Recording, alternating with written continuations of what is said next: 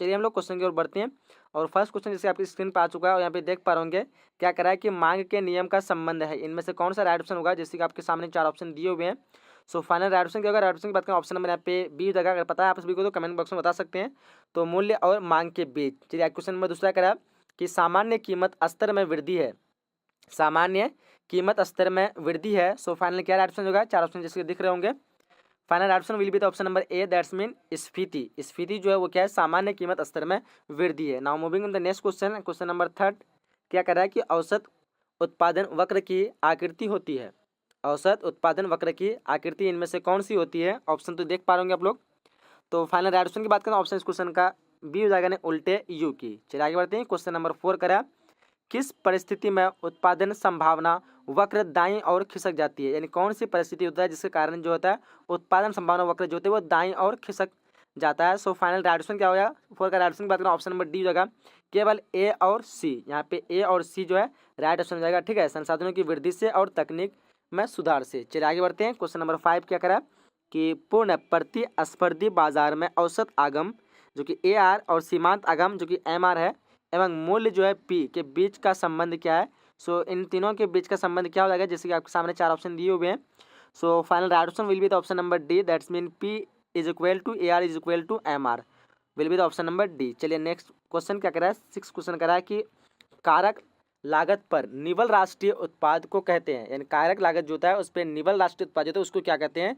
So option आपके सामने दिए हुए हैं जैसे कि आप लोग देख पा रहे होंगे।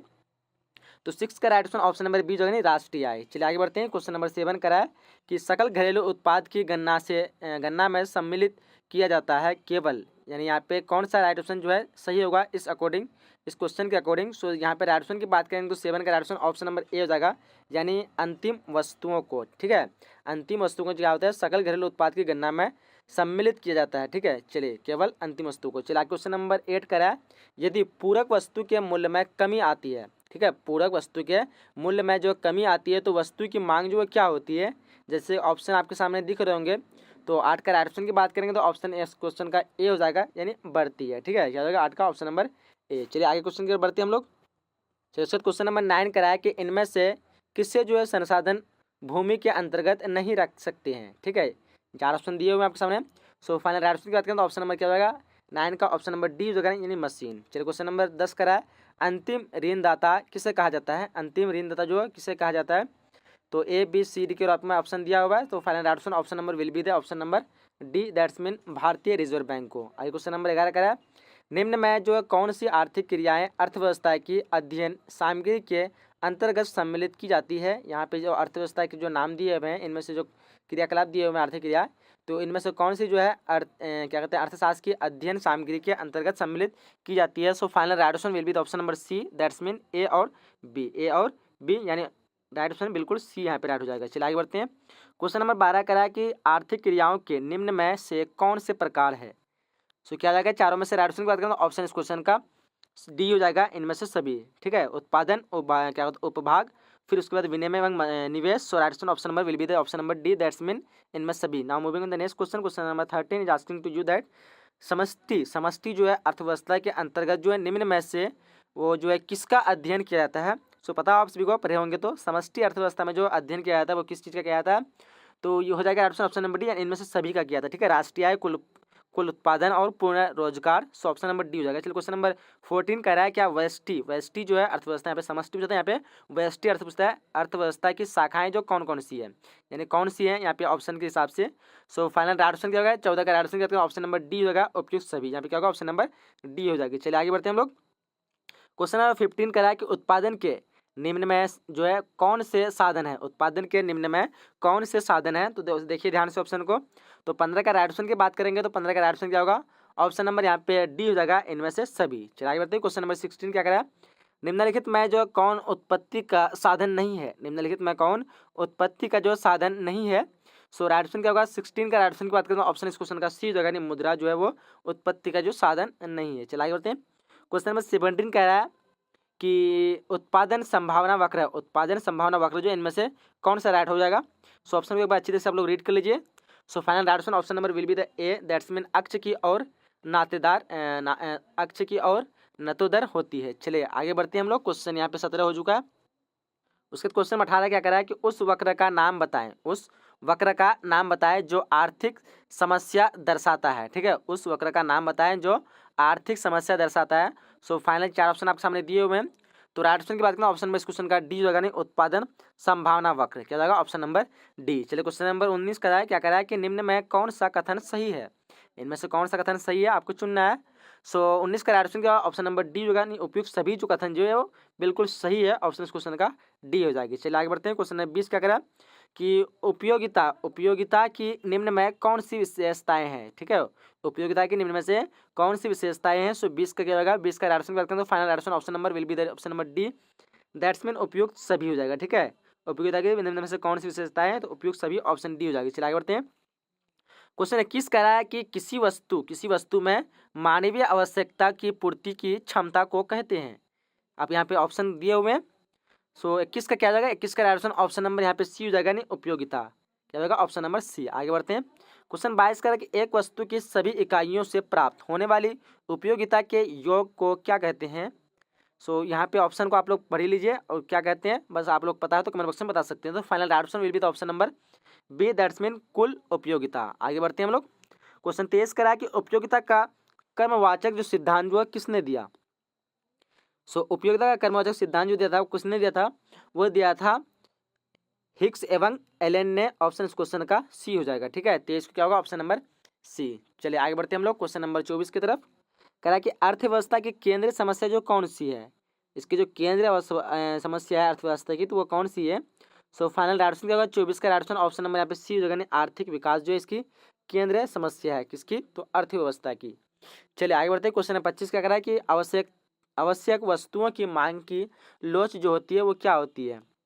आवश्यक वस्तुओं की मांग की लोच क्या होती है, तो final right option option number will be the option number A, that's mean शून्य, शून्य होती है किसकी, तो आवश्यक वस्तु की मांग की लोच। चलिए आगे बढ़ते हैं। क्वेश्चन नंबर 26 करा मांग की कीमत लोच से अभिप्राय है, यानी यहाँ पे क्या राइट ऑप्शन होगा, मांग की जो कीमत वो लोच से अभिप्राय क्या अभिप्राय है। सो राइट ऑप्शन क्या होगा यहाँ पे 26 का right option option number A हो जाएगा, कीमत में परिवर्तन के कारण मांग परिवर्तन। आगे बढ़ते हैं। क्वेश्चन 27 करा कि निम्नलिखित में जो है सही अंकित कीजिए, यहाँ पे जो कौन जो है वो सही अंकित होगा। तो जैसे कि आपके सामने ऑप्शन दिख रहे होंगे, तो फाइनल राइट ऑप्शन क्या होगा, राइट ऑप्शन की बात करेंगे तो यहाँ पे right option option number A हो जाएगा, TBC is equal to TC minus TFC। चलिए आगे बढ़ते हैं। क्वेश्चन नंबर यहाँ पे 28 क्या करा है, क्वेश्चन 28 करा है कि निम्नलिखित में जो है किसके अनुसार किसी वस्तु की कीमत मांग और पूर्ति की शक्ति द्वारा निर्धारित होती है। ऑप्शन को आप सामने तो जैसे कि दिख ही होंगे दिख ऑप्शन यहाँ पे 4 में से राइट ऑप्शन की बात करें तो 28 का right option option number C जो है मार्शल, क्या होगा ऑप्शन नंबर सी मार्शल। आगे क्वेश्चन नंबर 29 करा है कीमत उस बिंदु पर निर्धारित होती है, कीमत उस बिंदु पर निर्धारित होती है जहां, अब यहाँ पे ऑप्शन तो दिया हुआ है, अब देखिए जहां क्या हो जाएगा, तो जहां हो जाएगा ऑप्शन नंबर सी वस्तु की मांग और वस्तु की पूर्ति बराबर होती है। कीमत उस बिंदु पर निर्धारित होती है जहां वस्तु की जो मांग और वस्तु की पूर्ति जो है वो बराबर होती है। चलिए आगे बढ़ते हैं। क्वेश्चन नंबर 30 करा है प्रवाह के अंतर्गत निम्नलिखित में कौन शामिल है, प्रवाह के अंतर्गत जो है निम्नलिखित में कौन शामिल है। सो 30 का राइट ऑप्शन की बात करेंगे तो क्या होगा ऑप्शन नंबर यहाँ पे डी हो जाएगा। ठीक है, यानी इनमें सभी। क्वेश्चन नंबर 31 करा है कि वास्तविक प्रवाह के अंतर्गत जो है निम्नलिखित में कौन शामिल है। सो फाइनल क्या होगा 31 का राइट ऑप्शन ऑप्शन नंबर यहाँ पे सी हो जाएगा। ठीक है, क्या होगा सी, यानी ए और बी दोनों। आगे क्वेश्चन नंबर 32 करा है कि परिवार फर्मों को निम्नलिखित में कौन सी सेवाएं प्रदान करते हैं। परिवार जो हो फर्मों को जो वो कौन सी सेवा जो प्रदान करती है। सो राइट ऑप्शन की बात करेंगे तो 32 का राइट ऑप्शन क्या होगा ऑप्शन नंबर डी हो जाएगी, यानी उपयुक्त सभी, क्या होगा option number D. Question number 33 करा है कि 3 क्षेत्रीय मॉडल में निम्नलिखित में कौन शामिल है। तो ऑप्शन क्या होगा 33 का राइट ऑप्शन ऑप्शन नंबर यहाँ पे हो जाएगा डी हो जाएगा, यहाँ पे भी इनमें सभी हो जाएगा, क्या होगा ऑप्शन नंबर डी। तो चलिए हम लोग 34 क्वेश्चन की तरफ बढ़ते हैं। चलिए उसके बाद क्वेश्चन नंबर 34 आगे आप देख पा होंगे 4 क्षेत्रीय मॉडल में निम्नलिखित में कौन शामिल है। सो ऑप्शन को यहाँ पे अच्छी तरह से देख लीजिए।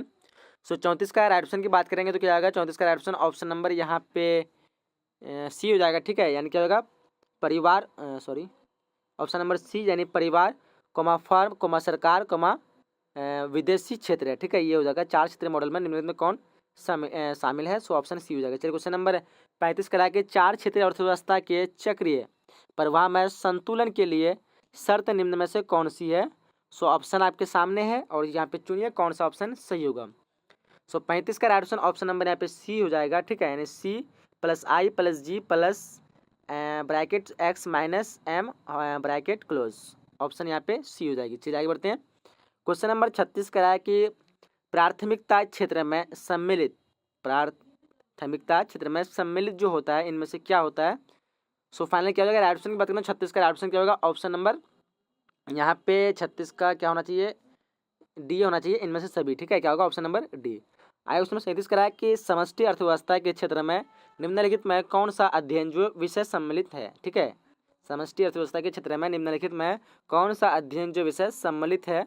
सो फाइनल राइट आंसर क्या होगा 37 का ऑप्शन नंबर यहाँ पे डी हो जाएगा, यानी उपयुक्त सभी। चलिए आगे बढ़ते हैं। क्वेश्चन नंबर 38 करा कि व्यापक अर्थव्यवस्था की निम्नलिखित में कौन सी उपयोगिता है। देखिए ऑप्शन को ध्यान से। सो 38 का राइट ऑप्शन की बात करेंगे तो क्या होगा, 38 का ऑप्शन नंबर यहाँ पे डी हो जाएगा, इनमें सभी। चलिए क्वेश्चन नंबर 39 करा समष्टि अर्थव्यवस्था के निम्नलिखित में कौन सी सीमाएं हैं, समष्टि अर्थव्यवस्था की निम्नलिखित में कौन सी सीमाएं हैं। सो ऑप्शन को एक बार देख लीजिए आप लोग। सो 39 का ऑप्शन नंबर यहाँ पे सी हो जाएगा, ए और बी दोनों। क्वेश्चन 40 करा है कि सामूहिक मांग का प्रमुख घटक जो है इनमें से कौन सा है। देखिए ऑप्शन को ध्यान से आप लोग। सो 40 का ऑप्शन क्या होगा, ऑप्शन नंबर यहाँ पे सी डी हो जाएगा, ठीक है, इनमें से सभी। चलिए क्वेश्चन नंबर 41 करा है कि एमपीसी का नाम जो है, तो एमपीसी का जो मान जो वो होता है, यानी क्या मान होता है एमपीसी का, ऑप्शन को देख लीजिए यहाँ पे। सो फाइनल 41 का ऑप्शन नंबर यहाँ पे भी सी हो जाएगा, ठीक है, 0 से अधिक किंतु 1 से कम, यानी अनंत हो जाएगा। सॉरी मतलब ऑप्शन में डी आनंद दिया हुआ है, यानी 0 से अधिक किंतु 1 से कम, यहाँ से ऑप्शन इसका, ठीक है। आगे बढ़ते क्वेश्चन नंबर 42 करा कि यदि एम पी सी बराबर 0.5 तो गुणक जो है के होगा, यानी यहाँ पे एम पी सी अगर बराबर 5 दिया रहेगा तो इसका गुणक जो के उसका मान क्या हो जाएगा। सो क्या हो जाएगा 42 का राइट ऑप्शन ऑप्शन नंबर यहाँ पे सी हो जाएगा, यानी 2 हो जाएगा, ठीक है। आगे बढ़ते हैं। क्वेश्चन नंबर यहाँ पे 43 करा कि यदि एम पी सी बराबर 0.5 और आरंभिक विनियोग जो है 100 करोड़ है तो अर्थव्यवस्था में कुल आय में वृद्धि होगी, ये कितनी होगी। सो देख लीजिए यहाँ पे ऑप्शन को आप लोग। 43 का ऑप्शन नंबर सी हो जाएगा, यानी 200 करोड़, जैसे कि आपने यहाँ पे इसका फॉर्मूला के अकॉर्डिंग देख ही लिए होंगे, ठीक है, यहाँ पे 2 हो जाएगा। तो यहाँ पे जो है एम पी सी बराबर 0.5 रहेगा आरंभिक विनिमय और 100 करोड़ तो अर्थव्यवस्था में जो कुल जो है वृद्धि हो जाएगी वो जाएगी 200 करोड़, ठीक है। आगे बढ़ते हैं हम लोग। क्वेश्चन नंबर यहाँ पे 44 क्या करा कि अवस्फीतिक अंतराल किसकी माप जो है बताता है। ऑप्शन को देख लिया यहाँ पे 44 का क्या हो जाएगा, 44 का राइट ऑप्शन नंबर यहाँ पे ए हो जाएगा, ठीक है, न्यून मांग की। चलिए क्वेश्चन नंबर 45 क्या करा है, देखिए ध्यान से। कह रहा है कि न्यून मांग की निम्नलिखित में से कौन सी विशेषताएं हैं, ऑप्शन आपके सामने दिया हुआ है। सो 45 का ऑप्शन की बात करें ऑप्शन में इस क्वेश्चन का सी हो जाएगा, यानी ए और बी दोनों। ऑप्शन को आप लोग अच्छी तरह से रीड कर लीजिए और यहाँ पे टिक आउट कर लीजिए, ऑप्शन नंबर सी हो जाएगी। क्वेश्चन 46 कह रहा है कि न्यून मांग के उत्पन्न होने के निम्नलिखित में जो कौन से कारण है, इनमें से कौन सा कारण है। ऑप्शन तो आपके सामने दिए हुए हैं। सो फाइनल ऑप्शन करते हैं, ऑप्शन नंबर यहाँ पे डी हो जाएगा, यानी उपयुक्त सभी हो जाएगा, क्या होगा ऑप्शन नंबर डी उपयुक्त सभी। आगे बढ़ते हैं हम लोग।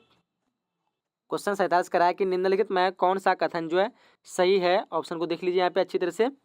सो 47 का final option number will be the D, that's mean उपयुक्त सभी। आगे बढ़ते हैं। क्वेश्चन नंबर 48 करा है कि पूर्ण रोजगार के आगे को सामूहिक मांग तथा पूर्ण रोजगार वाली सामूहिक मांग के अंतर को व्यक्त करता है। सो फाइनल ऑप्शन की बात करेंगे 48 से क्या होगा, 48 का ऑप्शन नंबर ए हो जाएगा, यानी स्फीतिक अंतराल। आगे बढ़ते हैं। क्वेश्चन नंबर 49 करा कि अतिरेक मांग उत्पन्न होने के लिए जो है होने के निम्नलिखित में कौन से जो कारण है। सो ऑप्शन को एक बार अच्छी तरह से आप लोग देख लीजिए यहाँ पे। तो फाइनल 49 का ऑप्शन की बात करेंगे तो 49 का ऑप्शन क्या होगा, ऑप्शन नंबर यहाँ पे डी हो जाएगा, यानी उपयुक्त सभी। क्वेश्चन 50 करा है कि अस्फीतिक अंतराल की दशाएं हैं, इनमें से कौन सा ऑप्शन होगा। सो 50 का ऑप्शन की बात करें ऑप्शन में इस क्वेश्चन का डी हो जाएगा, इनमें से कोई नहीं। क्वेश्चन 51 करा है कि केंद्रीय बैंक अर्थव्यवस्था में आर्थिक स्थिरता प्राप्त करने के लिए मौद्रिक जो है नीति द्वारा निम्नलिखित में किसे नियंत्रित किया जाता है। सो 4 ऑप्शन आप सामने दिया हुआ है।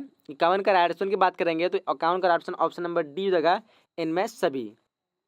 क्वेश्चन 52 करा है कि केंद्रीय बैंक निम्न में किसके द्वारा जो है मात्रात्मक साख पर नियंत्रण रखता है। सो ऑप्शन यहाँ पे चार दिया हुआ आपके सामने में।